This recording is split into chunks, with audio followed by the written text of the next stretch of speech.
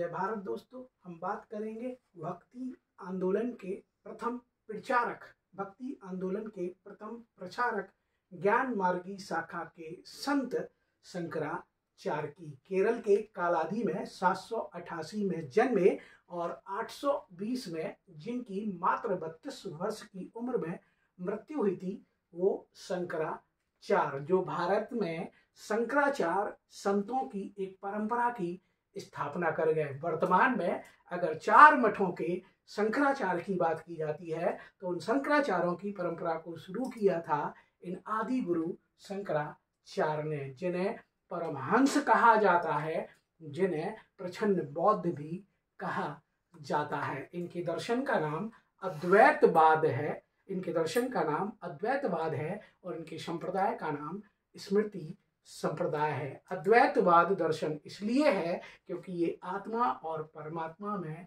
कोई द्वैत नहीं मानते, आत्मा और परमात्मा को एक मानते हैं, उनके एकाकार का समर्थन करते हैं। इसलिए इनके वाद को, इनके दर्शन को अद्वैतवाद कहा जाता है। जब आत्मा का परमात्मा से मिलन होता है तो किसी प्रकार का द्वैत उसमें, विभेद उसमें नहीं रह जाता, उसे ही अद्वैतवाद कहा जाता है। और इसी की पुष्टि करने के लिए इन्होंने एक चर्चित उक्ति दी जिसे कहा जाता है ब्रह्म सत्य और जगत मिथ्या। ध्यान रखना, ब्रह्म सत्य और जगत मिथ्या। ज्ञान मार्गी शाखा के संत, ज्ञान के माध्यम से ईश्वर की प्राप्ति का समर्थन करने वाले शंकराचार्य, जिन्होंने भारत में सांस्कृतिक एकता की स्थापना के लिए भारत की 4 दिशाओं में 4 मठों की स्थापना की थी। ध्यान रखना, उत्तर में बद्रीनाथ, दक्षिण में आपके श्रृंगेरी, पूर्व में कहते हैं पुरी और पश्चिम में द्वारका। इन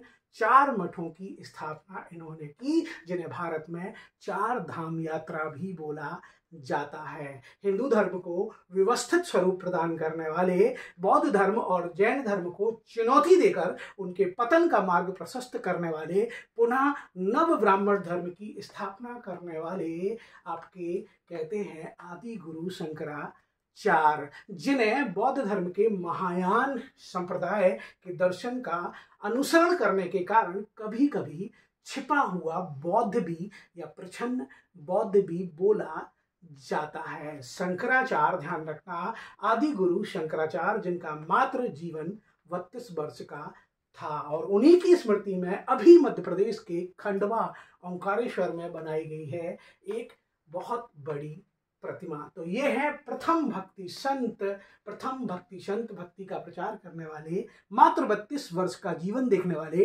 भारत को शंकराचार्य की परंपरा देने वाले 4 मठों के संस्थापक, जिन्होंने कहा था ब्रह्म सत्य और जगत मिथ्या।